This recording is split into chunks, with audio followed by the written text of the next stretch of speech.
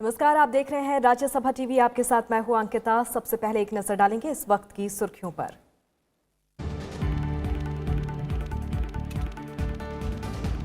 Data सुरक्षा, cyber crime जैसी समस्याएं न्यायपालिका के लिए नई चुनौतियां। दिल्ली में अंतर्राष्ट्रीय न्यायिक सम्मेलन में प्रधानमंत्री नरेंद्र मोदी का संबोधन।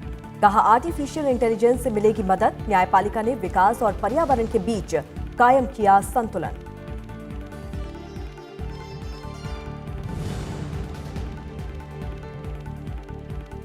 भारत के साथ बातचीत के लिए पाकिस्तान को पहले आतंकवादियों के खिलाफ करनी होगी कार्रवाई। अमेरिकी राष्ट्रपति ट्रंप के भारत दौरे से पहले व्हाइट हाउस का बयान। अहमदाबाद में नमस्ते ट्रंप कार्यक्रम के लिए तैयारियां अंतिम दौर में।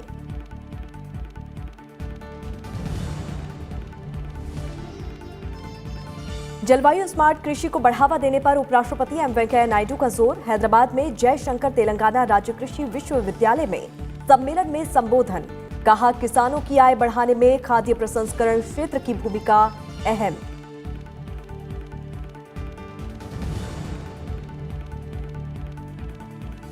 चीन में वायरस से मरने वालों की संख्या 2300 के पार।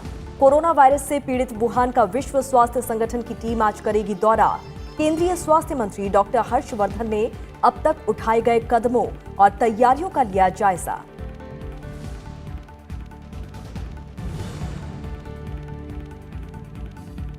खेलो इंडिया यूनिवर्सिटी गेम्स का आगाज आज से। प्रधानमंत्री नरेंद्र मोदी वीडियो कॉन्फ्रेंस के जरिए करेंगे शुभारंभ। ओडिशा में होने वाली इस प्रतियोगिता में शामिल होंगे देश भर के 159 विश्वविद्यालयों के 3400 एथलीट।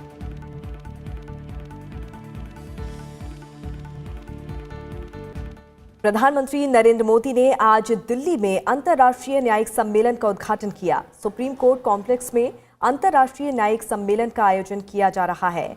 सम्मेलन को संबोधित करते हुए प्रधानमंत्री नरेंद्र मोदी ने कहा कि ये दशक भारत समेत पूरी दुनिया में होने वाले बड़े बदलावों का है। ये बदलाव सामाजिक, आर्थिक और तकनीकी हर क्षेत्र में होंगे। ये बदलाव तर्कसंगत और न्याय संगत होने चाहिए। ये बदलाव सभी के हित में होने चाहिए। उन्होंने कहा कि डाटा सुरक्षा, साइबर क्राइम जैसी समस्याएं न्यायपालिका के लिए नई चुनौतियां पैदा कर रही हैं। हालांकि आर्टिफिशियल इंटेलिजेंस की मदद से इससे निपटने में मदद मिलेगी। ये दशक भारत सहित पूरी दुनिया में होने वाले बड़े बदलावों का दशक है। ये बदलाव सामाजिक, आर्थिक और तकनीकी हर मोर्चे पर होंगे। ये बदलाव तर्कसंगत होने चाहिए और न्याय संगत भी होने चाहिए। ये बदलाव सबके हित में होने चाहिए। भविष्य की आवश्यकताओं को देखते हुए होने चाहिए और इसलिए judiciary and the changing world इस विषय पर मंथन मैं समझता हूं बहुत ही महत्वपूर्ण है।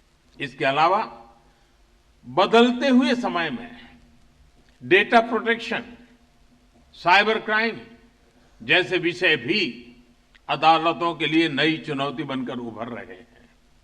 इन चुनौतियों को ध्यान में रखते हुए ऐसे अनेक विषयों पर इस कॉन्फ्रेंस में गंभीर मंथन होगा। कुछ सकारात्मक सुझाव सामने आएंगे। प्रधानमंत्री ने कहा कि शीघ्र न्याय का समाधान एक प्रकार से तकनीक के पास है। सरकार का भी प्रयास है कि देश की हर कोर्ट को e court intelligent mission mode project से जोड़ा जाए। आपके सामने न्याय के साथ ही शीघ्र न्याय की भी चुनौती हमेशा ही रही है। इसका एक हद तक समाधान टेक्नोलॉजी के पास है। विशेष तौर पर कोर्ट के प्रोसीजरल मैनेजमेंट को लेकर इंटरनेट आधारित टेक्नोलॉजी से भारत के जस्टिस डिलीवरी सिस्टम को बहुत ही लाभ होगा। सरकार का भी प्रयास है कि देश की हर कोर्ट को e court integrated mission mode project से जोड़ा जाए। नेशनल जुडिशियल डाटा ग्रिड की स्थापना से भी कोर्ट की प्रक्रियाएं आसान बनेगी। आर्टिफिशियल इंटेलिजेंस और मानवीय विवेक का तालमेल भी भारत में न्यायिक प्रक्रियाओं को और गति देगा। भारत में भी न्यायालयों द्वारा इस पर मंथन किया जा सकता है कि किस क्षेत्र में, किस स्तर पर उन्हें आर्टिफिशियल इंटेलिजेंस की सहायता लेनी है। कॉन्फ्रेंस में जेंडर जस्ट वर्ल्ड के विषय को भी रखने पर प्रधानमंत्री नरेंद्र मोदी ने खुशी जताई। उन्होंने कहा कि दुनिया का कोई भी देश, कोई भी समाज जेंडर जस्टिस के बिना पूर्ण विकास नहीं कर सकता और ना ही न्यायप्रियता का दावा कर सकता है।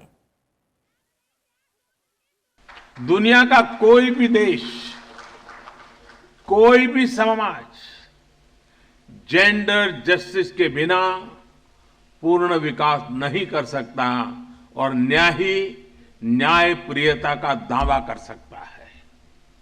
हमारा संविधान राइट टू इक्वलिटी के तहत ही जेंडर जस्टिस को सुनिश्चित करता है। भारत दुनिया के उन बहुत कम देशों में से एक है जिसने स्वतंत्रता के बाद से ही महिलाओं को वोट देने का अधिकार सुनिश्चित किया। सैन्य सेवा में बेटियों की नियुक्तियां हो, फाइटर फ्लाइट्स की चयन प्रक्रिया हो, माइंस में रात में काम करने की स्वतंत्रता हो, सरकार द्वारा अनेक बदलाव किए गए हैं। आज भारत दुनिया के उन कुछ देशों में शामिल है जो देश की कैरियर वुमेन को 26 हफ्ते की पेड मैटरनिटी लीव देता है। We have sought to keep our democratic commitment in focus, respected the challenges and the resolution which the judiciary gave and the country accepted. I'm a great supporter of social media, of freedom. I know it is empowering, but this is a dangerous trend. Judges must be left completely independent to give judgment as to what they think is the correct mode in accordance with the rule of law. But this sinister trend of late developing globally and also in our country, that some people start campaigning as to what kind of judgment they expect, and the judgment is not in accord with that, then unleashing all the forces of criticism. Criticizing the judiciary I always appreciate of the judgment, but some kind of norm has to be maintained. India is a melting pot of myriad cultures and traditions is well known. This is equally true of its judicial system and institutions.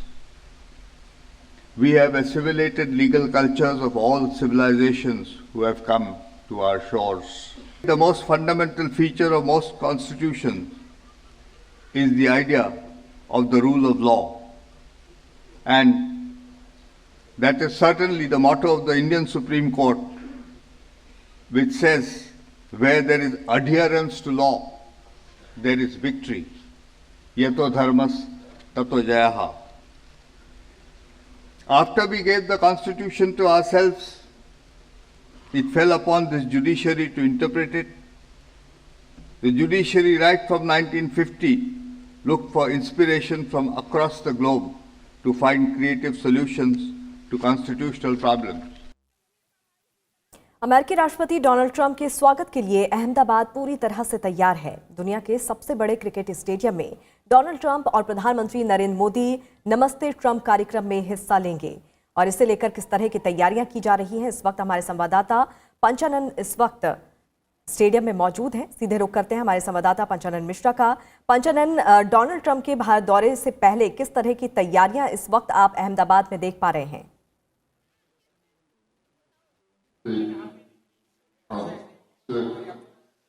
देखिए, बहुत महत्वपूर्ण दौरा होने वाला है और जो सारी निगाहें रहेंगी वो ये रहेंगी कि किस तरह जब अहमदाबाद 24 तारीख को दोपहर 12 बजे अमेरिका के राष्ट्रपति डोनाल्ड ट्रंप पहुंचेंगे, सीधा अमेरिका से अहमदाबाद लैंड करेंगे। वहां से उसके बाद एयरपोर्ट से करीब 22 किलोमीटर का जो सफर है वो इंडिया रोड शो उसको नाम दिया गया है, वहां से तय करते हुए जो आखिरी पड़ाव होगा वो मोटेरा का स्टेडियम होगा।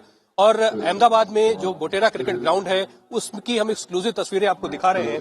ये वो ग्राउंड है जिसपे जहां पर लगभग 1.5 घंटे से 2 घंटे का कार्यक्रम यहां पर है। और अमेरिका के राष्ट्रपति डोनाल्ड ट्रंप के लिए आप देखें ठीक सामने एक मंच बन रहा है, वहां पर एक अमेरिका के राष्ट्रपति डोनाल्ड ट्रंप और प्रधानमंत्री नरेंद्र मोदी उनका ज्वाइंट एड्रेस होगा। अभी भी अंडर कंस्ट्रक्शन है, लेकिन 2 दिनों में यह काम पूरा कर लिया जाएगा। और पूरी एजेंसीज जो सुरक्षा की हैं अमेरिका से लेकर भारत की, वो लगी हुई हैं। और ये जो मोटेरा का क्रिकेट ग्राउंड है अपने आप में विहंगम है, पूरे दुनिया भर में सबसे बड़ा क्रिकेट ग्राउंड है। आप देख सकती हैं जो चेयर्स लगी हुई हैं 1,10,000 इसकी जो क्षमता है वो ये है। और अलग अलग सेक्टर से लोगों को यहाँ पर इन्वाइट किया गया है। डोनाल्ड ट्रंप अभिवादन समिति वो इस कार्यक्रम को पूरा आयोजन कर रही है। और यहाँ पर चाहे वो एनआरआई हो, चाहे विभिन्न क्षेत्रों से लोग हों, वो आएंगे। स्टेज बने हुए हैं कि कैलाश खेर से लेकर कई गुजराती जो कलाकार हैं उनका जो संगीत का प्रदर्शन होगा। कुछ ये भी माना जा रहा है कि अमेरिकन जो संगीत है उसका भी प्रदर्शन होगा। यानी कि भारत और अमेरिका उसके जो संबंध हैं, उनके जो आपस की जो रिश्ते हैं उनको दर्शाने वाले जो प्रस्तुतियां होंगी वो होंगी। तो ये जो तस्वीरें हैं ये आप मोटेरा स्टेडियम की देख रहे हैं। और भारत के लिए और अमेरिका के जो हाल में जो पिछले 4 सालों में जो दोस्ती है वो किस तरह से उसमें उसके रिश्तों में गर्माहट आई है। और एक व्यक्तिगत तौर पर जो एक बॉन्डिंग बनी है प्रधानमंत्री नरेंद्र मोदी और अमेरिका के राष्ट्रपति डोनाल्ड ट्रंप, उनको भी दिखाने की एक पूरी कोशिश होगी। तो 1 दिन का दौरा है, करीब 3 घंटे वो अहमदाबाद में रहेंगे डोनाल्ड ट्रंप। लेकिन प्रधानमंत्री नरेंद्र मोदी खुद प्रोटोकॉल को तोड़ते हुए उन्हें एयरपोर्ट लेने जाएंगे। और एयरपोर्ट से यहाँ के रास्ते करीब 28 ऐसे जो प्रस्तुतियां हैं, स्टॉल्स लगाए गए हैं जहां पर भारत की और गुजरात की संस्कृति को दिखाया जाएगा। तो मोटेरा एकदम तैयार है बिल्कुल, और अमेरिका के राष्ट्रपति को वेलकम करने के लिए, उनका स्वागत करने के लिए। और यहाँ पर दोनों नेताओं का एक ज्वाइंट एड्रेस भी होगा। और आप देख सकते हैं यहाँ पे पीछे, मेरे पीछे आवाज भी सुन सकते हैं कि कैलाश खेर की जो आवाज आ रही है उसकी पूरी तैयारियां, एक प्री रिहर्सल चल रही है यहाँ पर। और ये ग्राउंड देखिए अपने आप में हरा ग्राउंड है, पूरी तरह से तैयार है क्रिकेट के लिए भी। पूरा 2014 के बाद इसको डिमोलिश करके पिछले ग्राउंड को इसको बनाया गया। और विशेष तौर पर जब ह्यूस्टन में ठीक 5 महीने पहले जब प्रधानमंत्री नरेंद्र मोदी गए थे और हाउडी मोदी वहां पर कार्यक्रम था और 60,000 लोगों के आसपास वहां पर लोग आए थे और भारतीयों की संख्या सबसे ज्यादा थी, उसी की तरह ठीक 5 महीने बाद जब 22 सितंबर को वहां हुआ और अब 24 फरवरी को यहाँ पर ये नमस्ते ट्रंप कार्यक्रम होने वाला है। तो निश्चित तौर पर दोनों देशों के न सिर्फ आपसी संबंधों बल्कि दुनिया भर में भारत की जो छवि है उसकी छाप यहाँ पर दिखने वाली है। और देखना होगा कि अमेरिका के राष्ट्रपति जब यहाँ पर भारत के साथ बातचीत भी होगी तो क्या कोई नए समझौते भी हो सकते हैं जिनकी उम्मीदें की जा रही हैं। तो भारत के लिए भी पूरे विश्व के लिहाज से एक बड़ा अवसर है, एक बड़ा जो है वो डेस्टिनेशन माना जा रहा है इसको। बिल्कुल पंचानन, हाउडी मोदी की तर्ज पर नमस्ते ट्रंप कार्यक्रम का खासतौर से यहाँ पर आयोजन किया जा रहा है। तमाम तैयारियां यहाँ पर चल रही हैं, इस वक्त भी आप स्टेडियम में मौजूद है। लेकिन उससे पहले यहाँ पर 22 किलोमीटर लंबा एक रोड शो भी होने वाला है जहाँ पर तमाम 28 मंच यहाँ पर स्थापित किए जाएंगे, जहाँ पर देश की सभ्यता और संस्कृति को दिखाने की कोशिश कवायद यहाँ पर की जाएगी। इसके अलावा अहमदाबाद के लोगों से भी आपकी बातचीत हुई होगी इस खास कार्यक्रम को लेकर, उनका क्या कुछ कहना है, उनकी क्या कुछ प्रतिक्रिया है?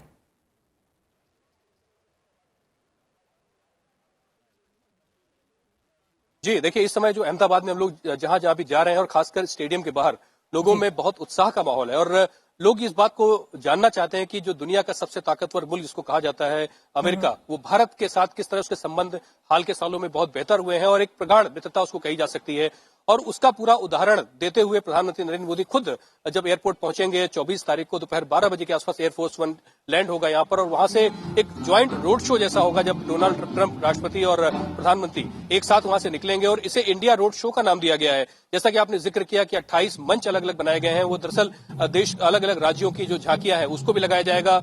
और क्योंकि साबरमती आश्रम का भी जाने का पहले कार्यक्रम था, फिलहाल अभी उसको सिर्फ राजघाट तक सीमित रखा गया है दिल्ली में, तो गांधी जी के जीवन से जुड़ा, क्योंकि गांधी जी की धरती है गुजरात, उनसे जुड़ी प्रदर्शनियां भी यहाँ पर दिखाई जाएंगी। और लाखों लोग, जैसा कि डोनाल्ड ट्रंप भी 3 बार कह चुके हैं इस बात को कि वो अमेरिका से भारत आने के लिए उत्साहित हैं और यहाँ पर उनका स्वागत करने के लिए कई लाखों लोग यहाँ पर न सिर्फ सड़कों में इंडिया रोड शो में होंगी, बल्कि उसके बाद जब आखिरी तौर पर जब यहाँ मोटेरा के स्टेडियम में वो पहुंचेंगे तो यहाँ मोटेरा के स्टेडियम में भी वहां पर 1,10,000 के आसपास लोग हैं, उनका स्वागत करेंगे, उनको सुनेंगे। अलग अलग क्षेत्रों से, बॉलीवुड से लेकर संगीत के या क्रिकेट के जगत से हस्तियां भी होंगी, एनआरआईज होंगे बहुत सारे। और जो सुनने को यहाँ पर बेताब है कि क्या दोनों जो दुनिया के जो बड़े नेता और प्रभावशाली नेता हैं, भारत के प्रधानमंत्री और अमेरिका के राष्ट्रपति, वो अपने संयुक्त संबोधन में आखिर क्या कहते हैं, क्या संदेश देते हैं और भारत अमेरिका के साथ जो उसके रिश्ते हैं हाल के दिनों में कितने प्रगाढ़ हुए हैं और दोनों देश मिलकर क्या वैश्विक स्थितियों में बदलाव ला सकते हैं, कितना प्रभाव उनका दिख सकता है। तो ये एक बहुत देखने वाली बात होगी। और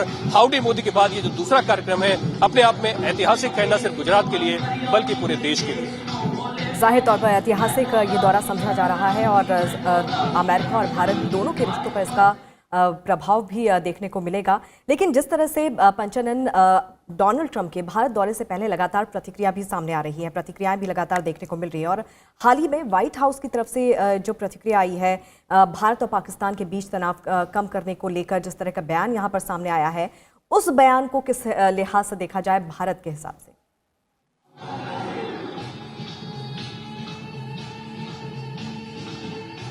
देखिए, भारत ने हमेशा ये स्थिति साफ की है कि पाकिस्तान जो है वो आतंकवाद को बढ़ाने वाला देश है। और जहां तक बात कश्मीर की होती है तो कश्मीर के मामले पर कई बार पाकिस्तान ने तीसरे पक्षी मध्यस्थता की बात की।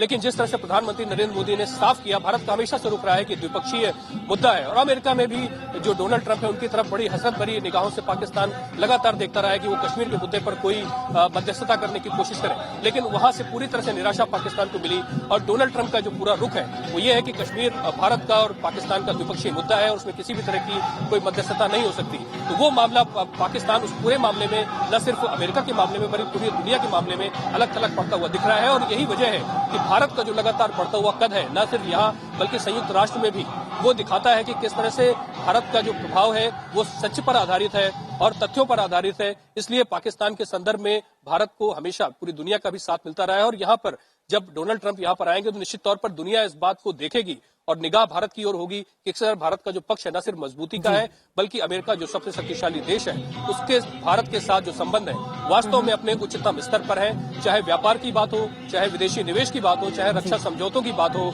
या फिर सुरक्षा की बात हो, इन सभी मामलों पर अमेरिका का उसको साथ मिलता रहा है। इसीलिए कहा जा रहा है कि ये दौरा अपने आप में बहुत ऐतिहासिक भी है। और क्योंकि डोनाल्ड ट्रंप उनका जो है चुनावी साल भी है, इसलिए भले ही चुनावी तौर पर इसको देखा जाए लेकिन निश्चित तौर पर दोनों देशों के बीच में जो संबंध है वो अपने आप में उच्चतम स्तर पर है। और इसका पूरा असर दोनों देशों पर पड़ेगा। जाहिर तौर पर दोनों देशों पर इसका प्रभाव पड़ेगा और तमाम देशों की नजर भी राष्ट्रपति के इस दौरे को लेकर टिकी हुई है। बहुत बहुत शुक्रिया पंचानन इस तमाम बातचीत के लिए, तमाम जानकारी के लिए।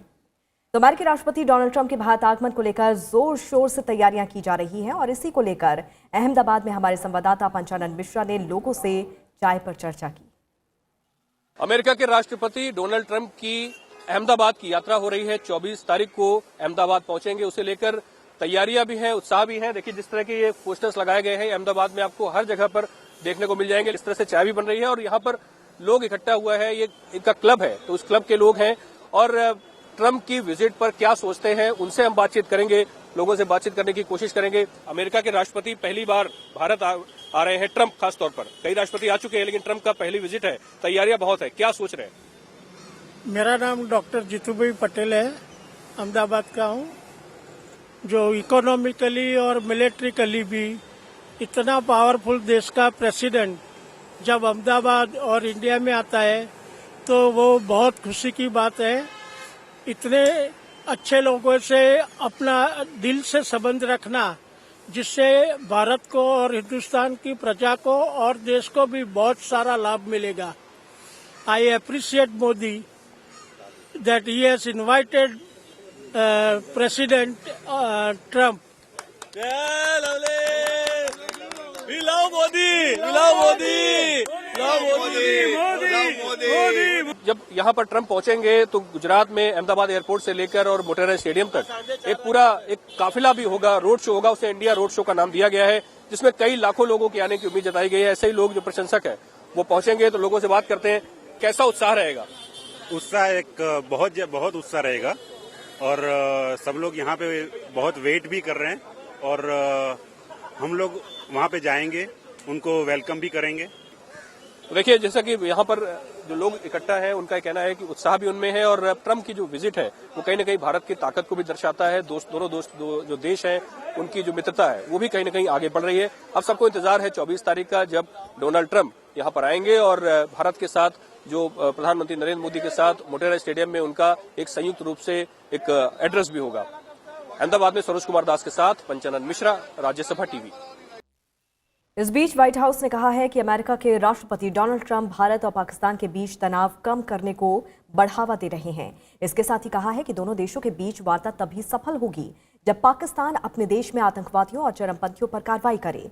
अमेरिकी राष्ट्रपति ट्रंप की 2 दिवसीय भारत यात्रा से पहले अमेरिका के एक वरिष्ठ प्रशासनिक अधिकारी ने कहा है कि राष्ट्रपति ट्रंप भारत और पाकिस्तान से क्षेत्र में शांति बनाए रखने का प्रयास करने की अपील करेंगे।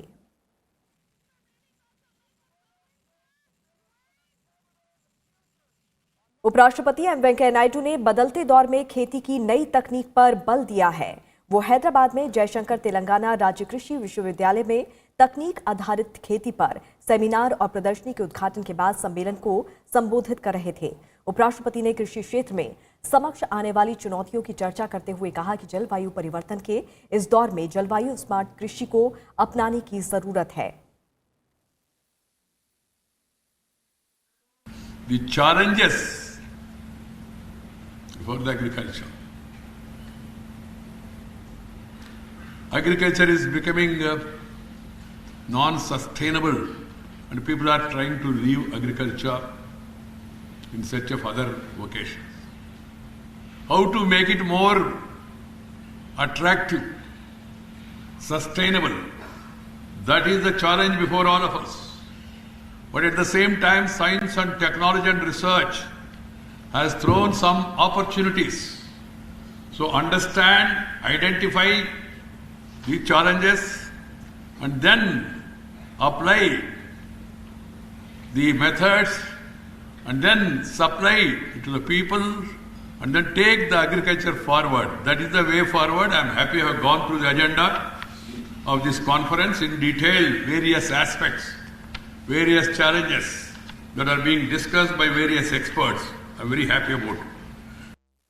उन्होंने कहा कि कृषि संकट कम करने के लिए जैविक खेती समय की जरूरत है। उन्होंने कहा कि भारत जैसे विशाल अन्न उत्पादक देश को किसी और पर निर्भर रहने की जरूरत नहीं है, बल्कि खाद्य सुरक्षा को मजबूत करने की आवश्यकता है। They are required, but studies say that you require something more. You need to have a staple food. You need to have proteinous food, which is lacking. Food production is good, as are now adequate, but a country like India with a galloping population, you cannot depend on imported food grains. You must have homegrown food security, even for the future also. And the food security also, protein security, good food.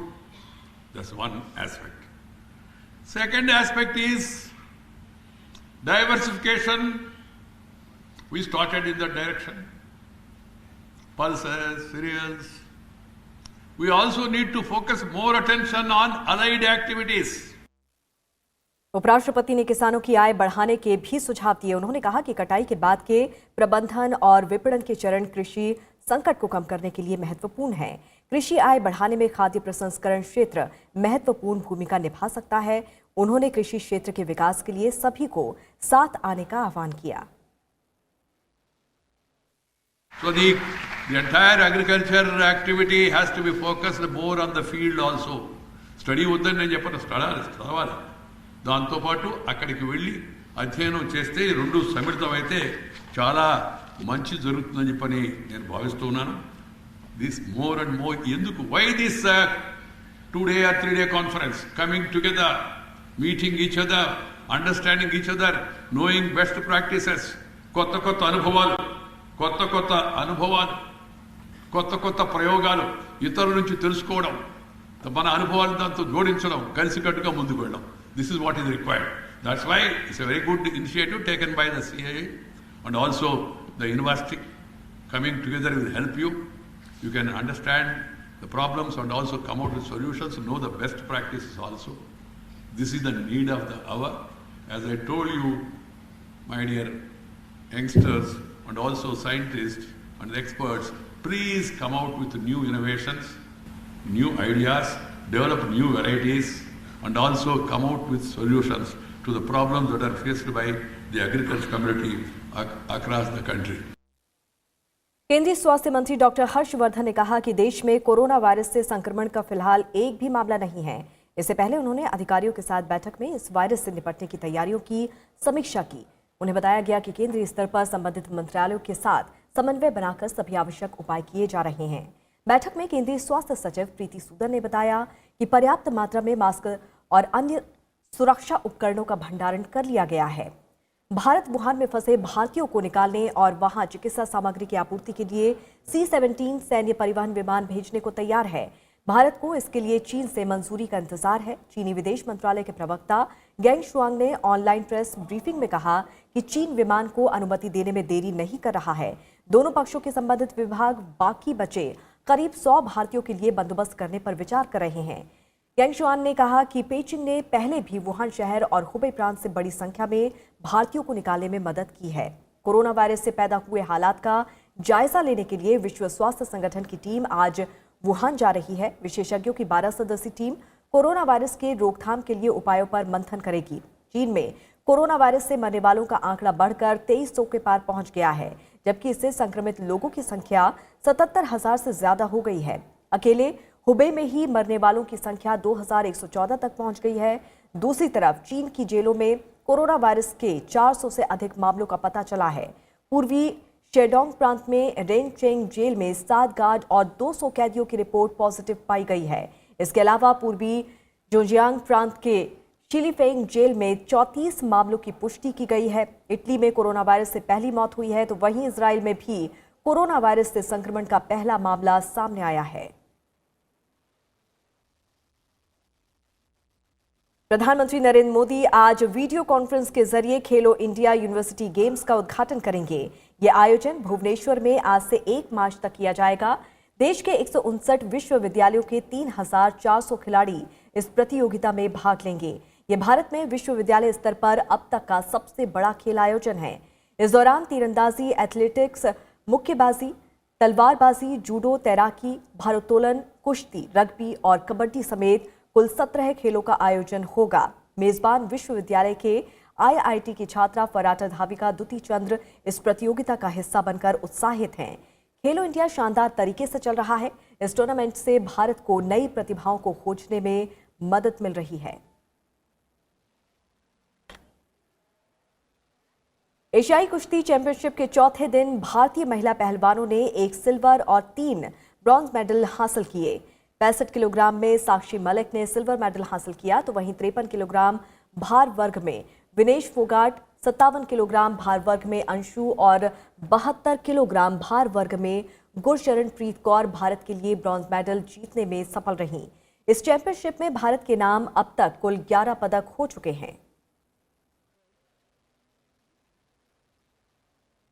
और इसी के साथ इस bulletin में फिलहाल इतना ही। आप जुड़े रहिए राज्यसभा टीवी के साथ। नमस्कार।